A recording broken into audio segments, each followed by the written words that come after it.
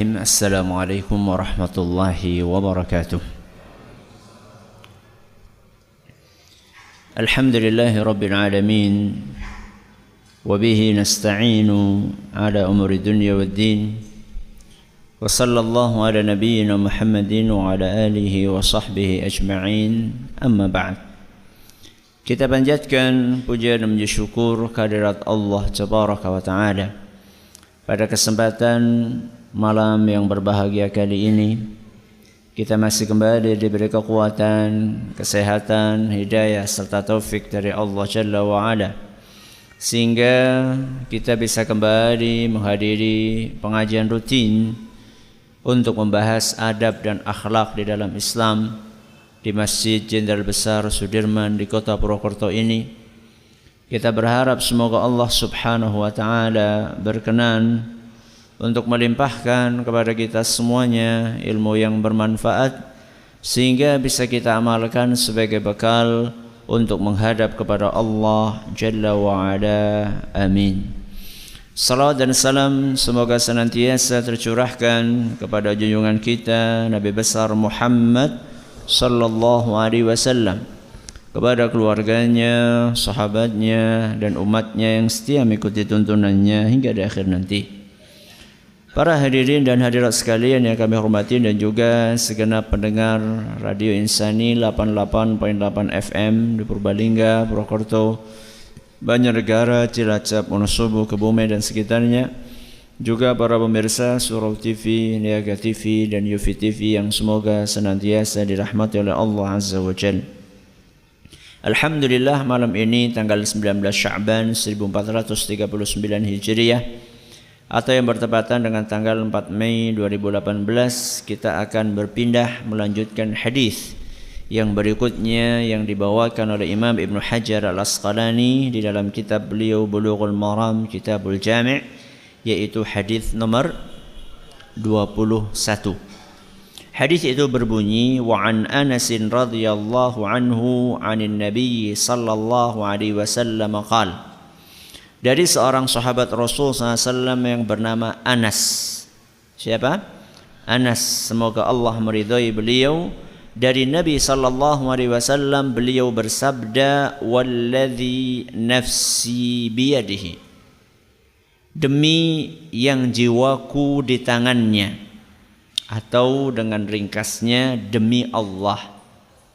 Rasulullah SAW mengawali sabdanya dengan sumpah, demi Allah, la yu'minu abdun, seorang hamba tidak akan dianggap beriman, hatta yuhibba li jarihi aw li akhihi ma yuhibbu li nafsihi.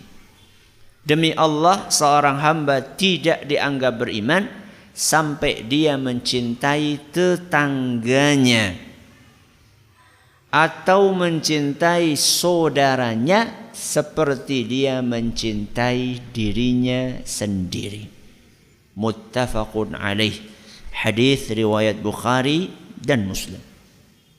Hadis ini adalah hadis yang sangat agung, yang akan andaikan dipraktikkan betul-betul akan menumbuhkan persaudaraan, kerukunan, keharmonisan yang luar biasa.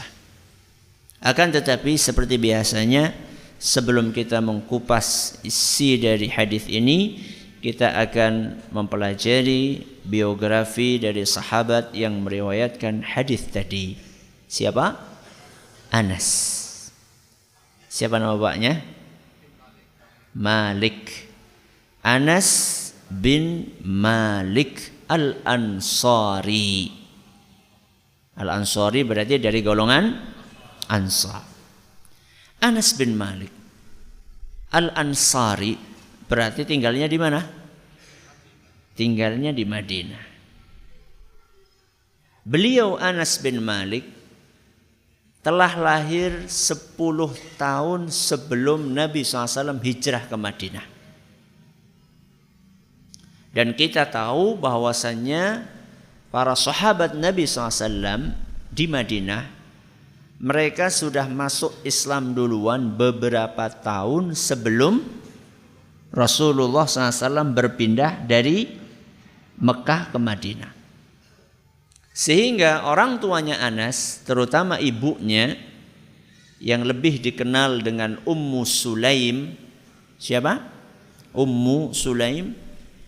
Itu sudah masuk Islam sebelum Nabi SAW hijrah ke Madinah. Dan saat itu Anas masih kecil. Nabi SAW hijrah ke Madinah, Anas umurnya berapa? 10 tahun. Sebelum Nabi SAW hijrah ke Madinah, ibunya ini yaitu Ummu Sulaim sudah sering cerita tentang sosok yang istimewa yaitu Rasulullah Sallallahu Alaihi Wasallam. Cerita tentang akhlaknya, cerita tentang kemuliaannya, cerita tentang kedermawanannya, cerita tentang ketampanannya, cerita tentang kasih sayangnya. Sehingga Anas itu sangat mengidolakan Rasulullah SAW. Bedakan dengan idola anak-anak kecil di zaman ini. Siapa idolanya? Kalau enggak pemain bola, artis. Kalau enggak artis, pemain basket. Ya. Seputar itu. Rela nginep semalaman menunggu artis Korea datang ke Indonesia. Ya Allah ya Rabbi. Cuma sekedar keluar dari hotel dada-dada histeris. Inna lillahi wa inna ilaihi raji'un. Musibah atau bukan? Musibah. Kalau ditanya tentang Rasulullah SAW kapan lahir, kapan wafat, berapa anaknya, nggak tahu. Tapi kalau ditanya tentang pemain bola dari A sampai Z tahu. Bahkan transfer yang terakhir dari klub ini ke klub ini tahu. Inna lillahi wa inna ilaihi raji'un. Siapa yang paling bertanggung jawab? Siapa? Ya siapa lagi kalau bukan bapak dan ibunya? Sudahkah kita sejak kecil seperti Ummu Sulaim yang selalu menceritakan tentang idola kita semua yaitu Nabi kita Muhammad sallallahu alaihi wasallam. Rasulullah SAW itu idola bukan hanya sekedar hiasan bibir kita mengidolakan Nabi SAW. Akan tetapi sejauh mana kita kenal dengan Rasulullah SAW dan sejauh mana kita mengenalkan Rasulullah SAW kepada anak-anak kita. Lihat bagaimana Anas bin Malik radhiyallahu anhu sangat mengidolakan Rasulullah SAW dan selalu pengen ketemu dengan beliau. Sehingga cita-cita Anas saat itu adalah bagaimana saya bisa pergi ke Mekah sehingga bisa bertemu langsung dengan idolaku.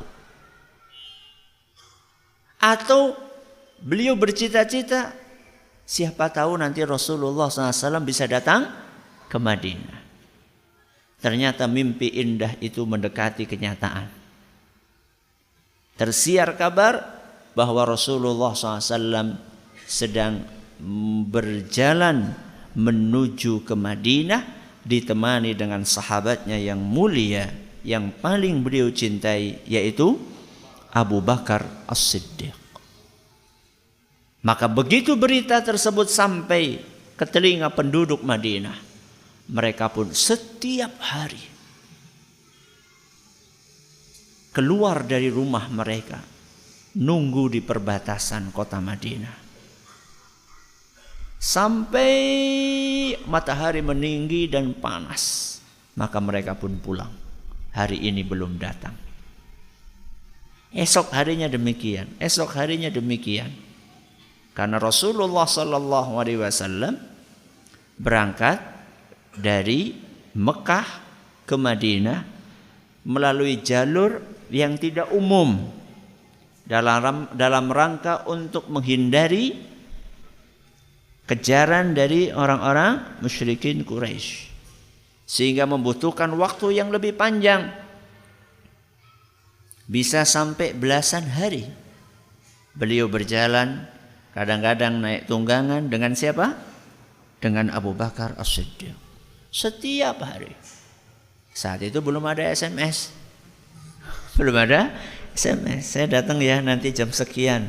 Jemput saya di stasiun. Belum ada kereta juga. Maka yang ada adalah para golongan Ansar, mereka pergi ke perbatasan, nunggu. Sampai siang belum datang, pulang lagi. Sampai siang belum datang, pulang lagi. Sampai akhirnya datang hari di mana tersiar berita bahwa Rasulullah SAW sudah sangat dekat ke kota Madinah.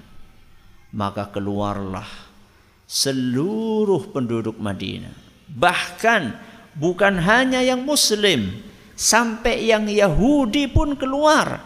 Mereka penasaran, pengen melihat bagaimana wajah Rasulullah Sallallahu Alaihi Wasallam. Dan di antara rombongan yang bertumpuk-tumpuk, berbondong-bondong untuk melihat Rasul SAW adalah seorang anak kecil yang bernama Anas bin Malik radhiyallahu anhu.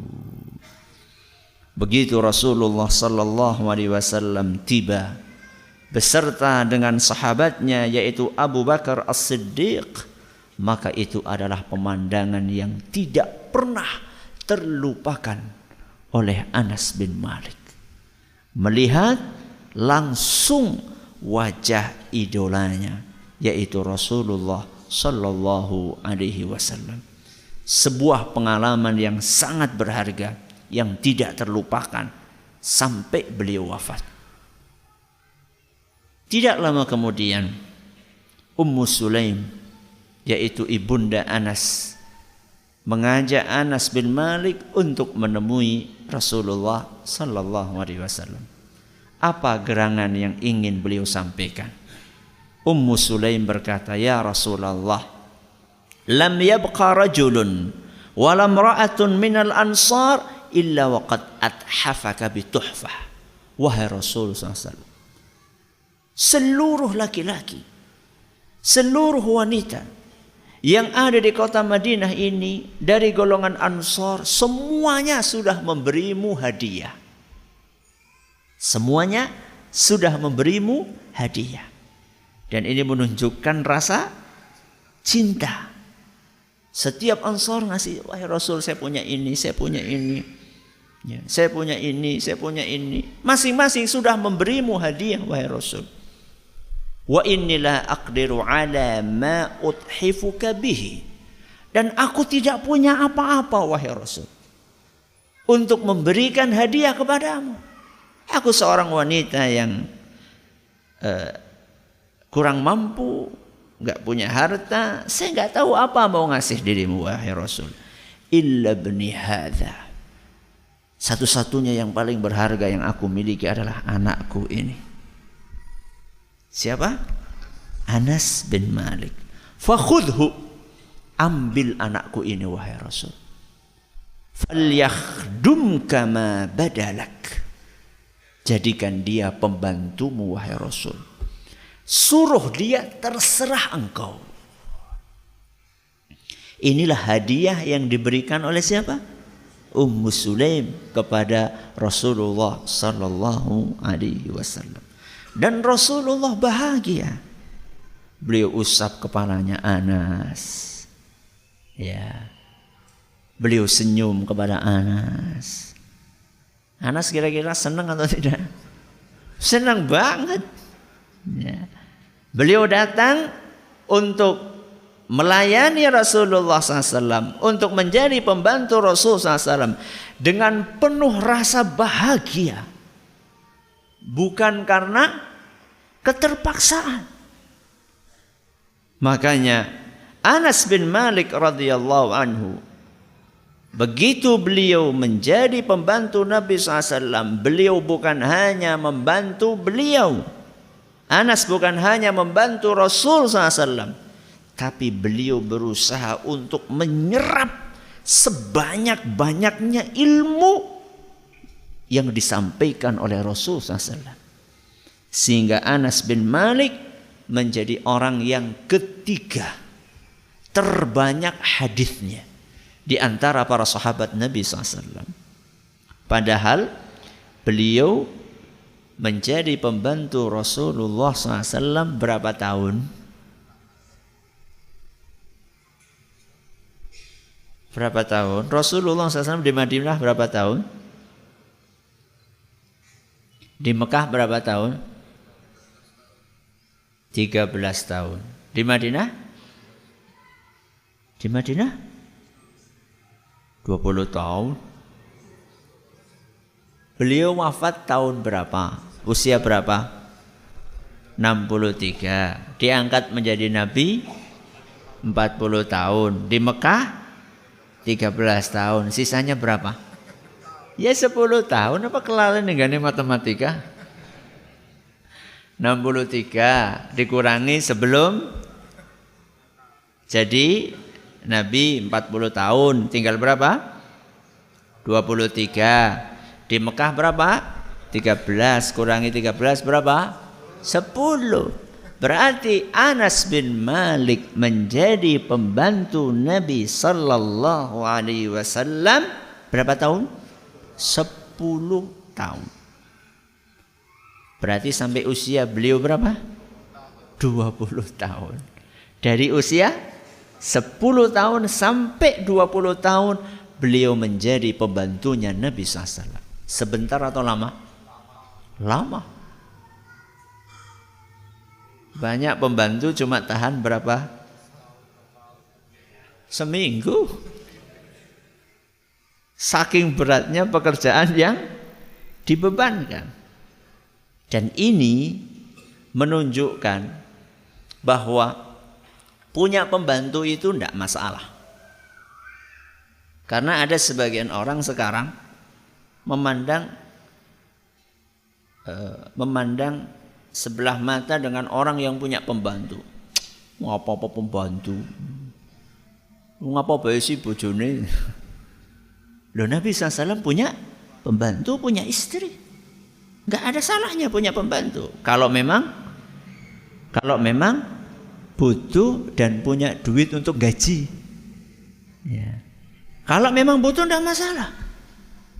Jadi ada dua kubu. Kubu yang pertama anti pembantu.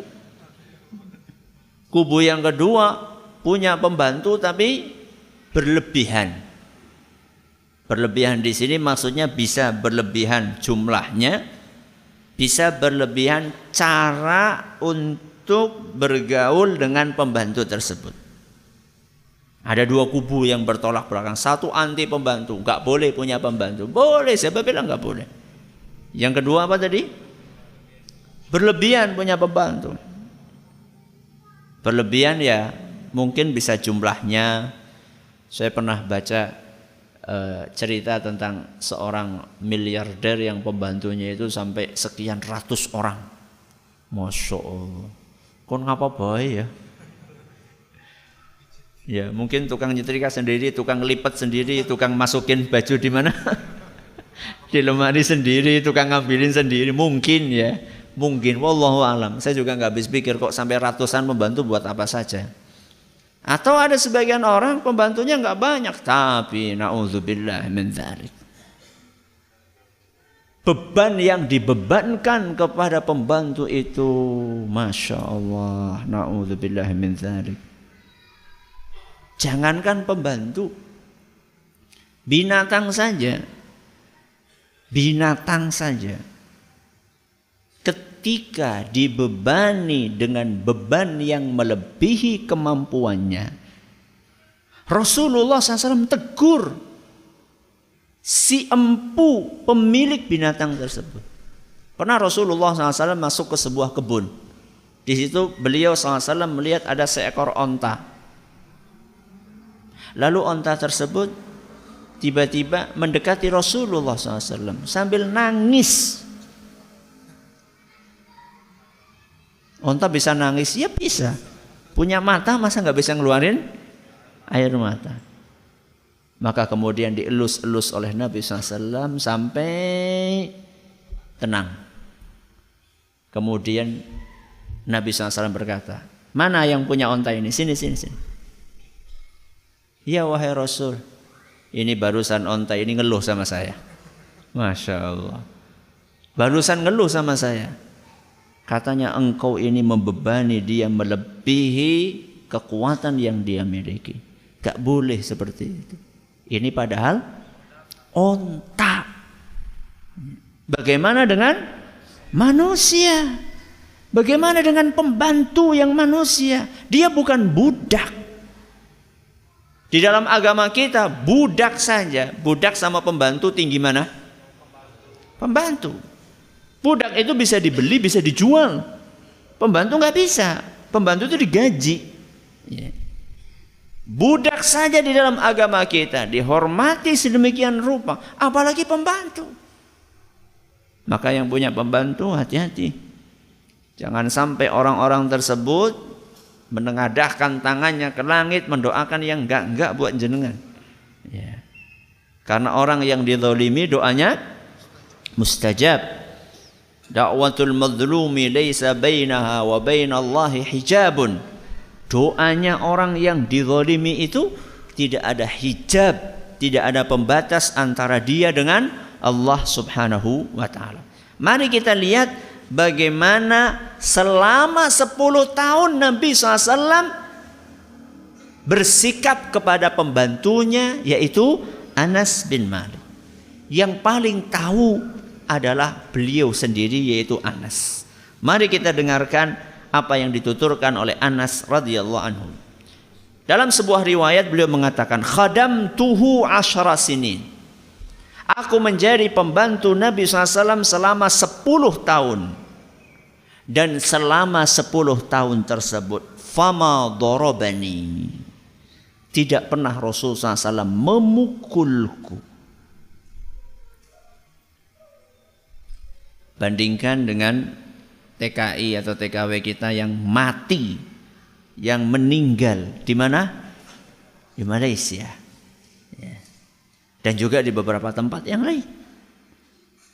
Karena sering dipukuli, bahkan bukannya dipukuli, ya, disetrum. Ya. Fama darabani, tidak pernah Nabi SAW selama 10 tahun memukulku. Wala sabbani, dan tidak pernah Nabi SAW mencelaku. Tidak pernah Nabi SAW memakiku.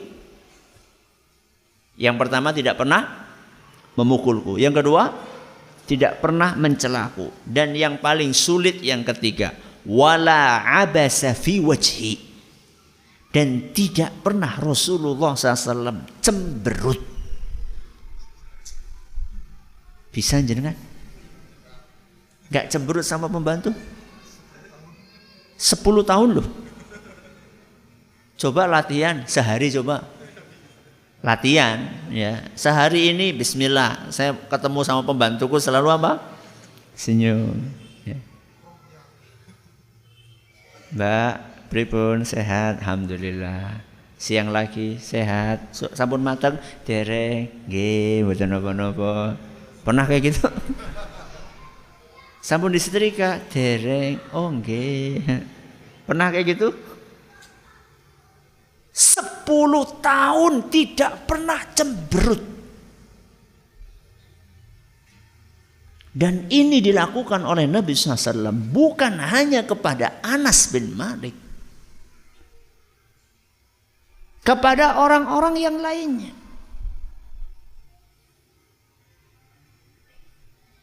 Apa Anas ini nggak pernah melakukan kesalahan? Pernah nggak kira-kira? Ya kalau nggak pernah melakukan kesalahan bukan manusia. Dan Anas ini masih kecil, 10 tahun. Kelas berapa SD?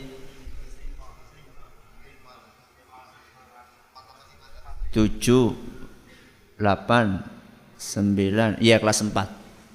Kelas 4 SD. Ya sangat wajar ketika dia melakukan kesalahan. Nih saya ceritakan bagaimana Nabi SAW menyikapi kesalahannya Anas. Hadis riwayat Muslim. Karena Rasulullah, Anas cerita, karena Rasulullah SAW min ahsanin nasi khuluqan. Rasulullah SAW adalah manusia yang terbaik akhlaknya. Ini beliau sampaikan dengan jujur. Dan beliau sampaikan apa yang beliau lihat langsung dari Nabi SAW. Fa'arsalani yawman lihajatin. Pada suatu hari, Rasulullah SAW mengutus aku untuk sebuah urusan. Entah apa urusannya, mungkin suruh belanja, entah suruh ngantar apa. Ternyata apa jawaban Anas? Enggak mau wahai Rasul, aku enggak mau berangkat. Bayangkan, enggak mau wahai Rasul. La adhab, enggak berangkat wahai Rasul. Wa fi nafsi an adhab. Tapi kata Anas, sebenarnya aku akan pergi. Aku akan turuti permintaan Nabi SAW. Tapi entah saat itu beliau mengucapkan, saya enggak akan pergi wahai Rasul. Tapi sebenarnya di hatinya pengen pergi. Entah kenapa, mungkin aja lagi apa? Lagi jengkel mungkin. Wajar enggak? Wajar. Ya, mungkin lagi jengkel, lagi apa? Fakharajtu hatta amurra ala sibyanin wahum yal'abuna fis suq. Akhirnya aku pun berangkat. Ya, ngomongnya enggak berangkat, tapi akhirnya beliau berangkat. Nah, ketika di jalan perjalanan itu lewat pasar. Dan di situ banyak anak-anak kecil lagi pada mainan. Nah, ya gimana enggak, anak kecil akhirnya ikut main. Ya. Ternyata Anas bin Malik ikut main bersama anak-anak tersebut. Ketika sedang asyik-asyik main, fa idza Rasulullah SAW qad qabadha biqafaya min wara'i. Ketika saya lagi asyik-asyiknya main, tahu-tahu Rasulullah SAW sudah di belakangku. Dan beliau SAW megang kedua pundakku. Fanadhartu ilaihi, maka aku pun melihat Rasulullah SAW. Apa kira-kira raut muka Rasulullah SAW? Wa huwa yadhak. Ternyata Nabi SAW tertawa. Kan dari tadi kita katakan Nabi nggak pernah cemberut. Coba, saya nggak bilang pembantu, anak-anak.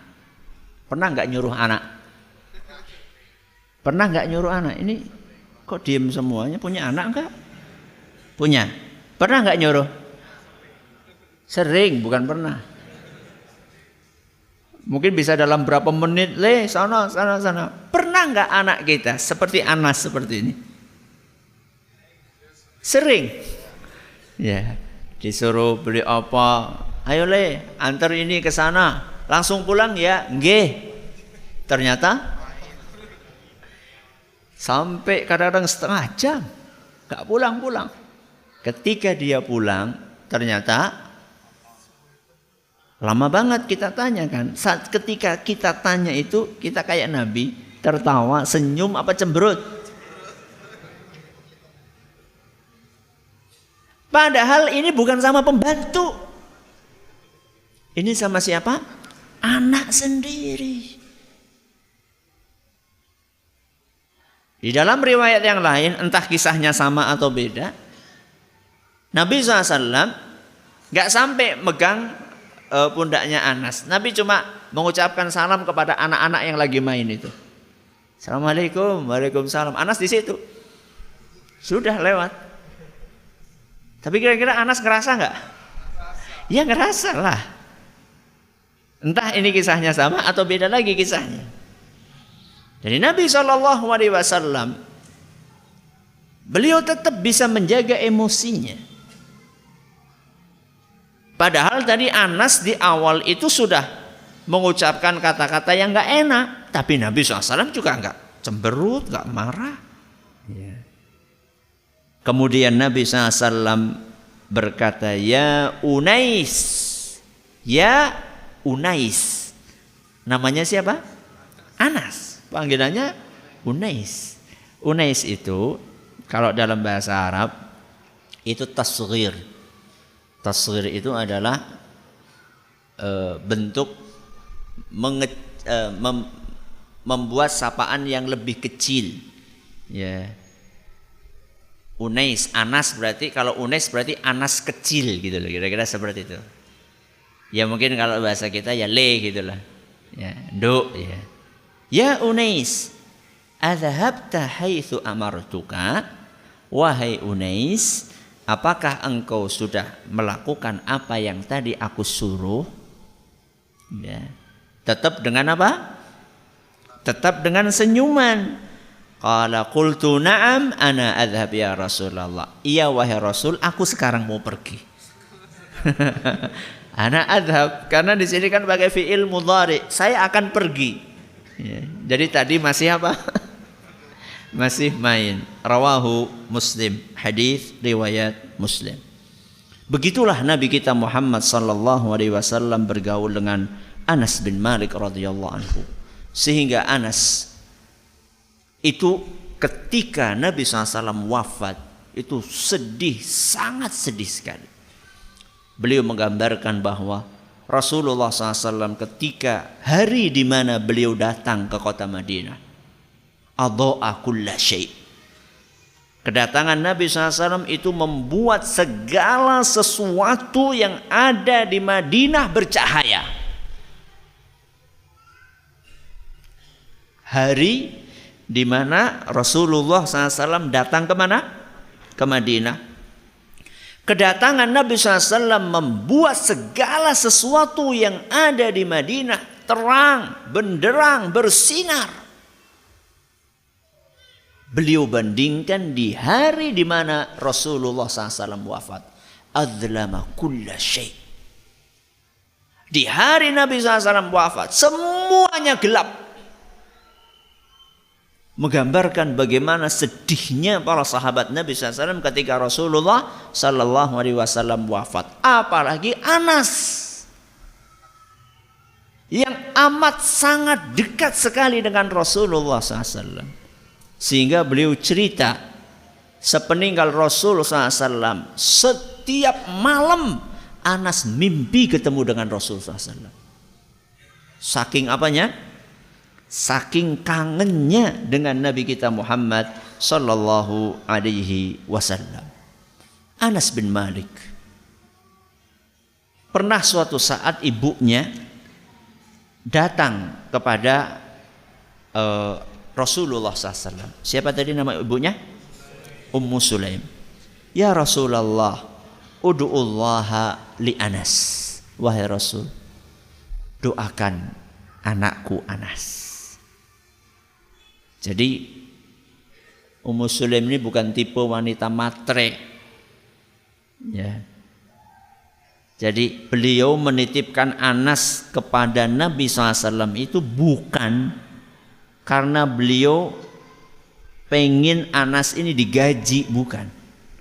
Tapi karena Nabi SAW, karena Ummu Sulaim pengen Anas ini dekat sama Nabi SAW. Dan mintanya nggak muluk-muluk. Ya Rasulullah, ud'ullah li Anas. Ya Rasulullah, doakan Anas. Mintakan kepada Allah sesuatu buat Anas. Maka Nabi SAW pun berdoa, Allahumma akfir malahu wa waladahu wa barik lahu fihi. Ya Allah, banyakkanlah keturunannya, banyakkanlah hartanya, dan berkahilah di dalam harta dan anaknya. Di dalam riwayat lain ditambahkan Allahumma adkhilhul jannah. Ya Allah, masukkan Anas ke surga. Apa doanya Nabi SAW? Banyakkanlah keturunannya, banyakkanlah hartanya, berkahilah keturunan dan hartanya dan juga umurnya, kemudian masukkan dia ke surga, dunia akhirat. Dan doa Nabi SAW ini dikabulkan oleh Allah Subhanahu wa ta'ala. Anas bin Malik usianya 103 tahun. Berapa anaknya? Dalam beberapa riwayat disebutkan anaknya 80. Dari berapa istri Ustaz? Nggak tahu. Kayak kalau satu kayaknya enggak kayak. Kalau satu enggak masuk hitungan kayaknya. Ya. Kayaknya lebih loh. Saya belum sempat nyari tadi. 80 anak, 78 laki-laki, 2 perempuan.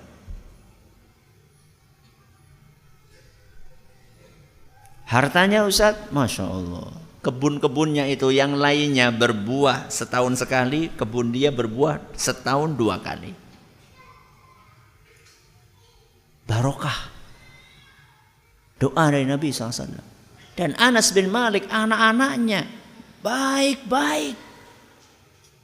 Jadi bukan hanya sekedar banyak anak. Ya. Ada sebagian orang, Masya Allah, ya, sangat produktif. Setahun lahir. Tapi bagaimana pendidikannya? Gampang Ustaz, titipaken ngana siji. Saya pernah ngisi pengajian judulnya mengatasi kenakalan orang tua. Apa judulnya? Mengatasi kenakalan orang tua, bukan anak. Masa anak terus yang nakal? Emang orang tua nggak ada yang nakal apa? Ada nggak orang tua yang nakal? Banyak. Salah satu poin yang saya sampaikan kenakalan orang tua di situ adalah sebagian orang tua punya hobi membuang anaknya ke pesantren. Bukan menitipkan, membuang. Karena tujuannya adalah wah, ki akeh temen ki wis kana bae lah. Siji nang kana. Sengaja beda-beda karena SPP-nya sering enggak dibayar. Sampai lupa, ki anak si nomor ki si ngendi ya. Inna lillahi wa inna ilaihi raji'un. Anas gak seperti itu? Ya, silakan. Alhamdulillahirabbil alamin wassalatu wassalamu ala nabiyina Muhammadin wa ala alihi wa sahbihi ajma'in wa ba'd. Nabi SAW mendoakan Anas bukan supaya punya banyak anak saja, supaya banyak harta saja, tapi Nabi SAW mendoakan supaya harta dan anaknya serta umurnya ini barokah. Dan itulah yang terjadi. Di antara tanda keberkahan rizki dan harta seorang adalah harta yang dia miliki tidak menyibukkan dia dari ibadah kepada Allah. Ini salah satu tanda. Salah satu tanda keberkahan harta seseorang, harta yang dia miliki sebanyak apapun tidak menyibukkan dia dari beribadah kepada Allah. Maka lihat, kalau Anda dahulu ketika masih pas-pasan, Anda bisa sholat tepat waktu. Begitu harta Anda bertambah, lalu kemudian Anda sering telat sholat 5 waktu, itu salah satu pertanda bahwa harta Anda tidak berkah.